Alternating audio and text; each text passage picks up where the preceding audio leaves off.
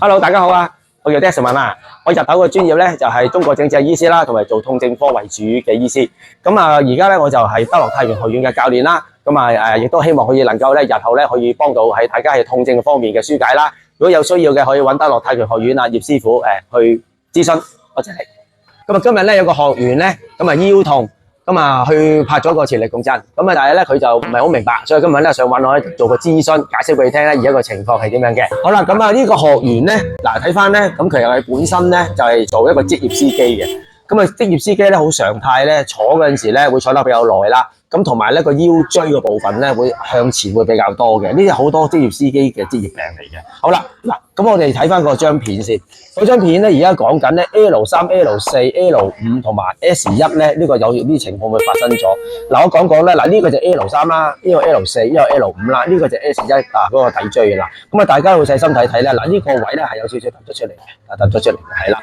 咁呢一個位咧，我哋稱之為咧叫做椎間盤有少少突咗出嚟啦。後邊呢一條咧就係脊柱神經嚟嘅，咁係啦。如果佢少少，因為呢位學員咧，佢個痛咧就唔係話好嚴重，但係咧成日感覺到咧係冤啊唔舒服咧，咁其實咧呢個少少突出咧都可以令到佢咧有咁大嘅一個身體唔舒服嘅反應啦。咁大家可以可想而知，你諗一諗咧，如果個椎間盤再突多啲出嚟嗰陣時咧，壓再多啲嘅脊柱神經咧，其實個痛楚咧係相當之犀利嘅。係啦，咁呢個情況唔算嚴重啊，相對翻一啲比較嚴重嚟講咧，呢個咧係可以做翻一啲肢體上高一啲嘅治療啦，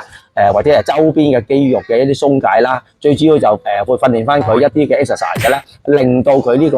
腰椎 lower back 咧能夠可以咧減少咧佢再向前咧呢一個擠壓翻呢個位嘅。呢個情況就可以慢慢改善嘅。嗱，今次咧我介紹一個咧簡單啲、容易去掌握嘅動作啦。如果坐得耐嘅朋友啊，坐翻係職業司機啊，或者係做寫字樓啊，坐得耐咧，其實呢個動作咧好簡單，1、2、3係個落。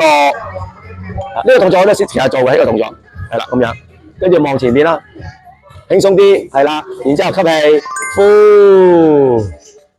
係啦，跟住上翻嚟，慢慢上翻嚟，完成個動作，就係咁啦。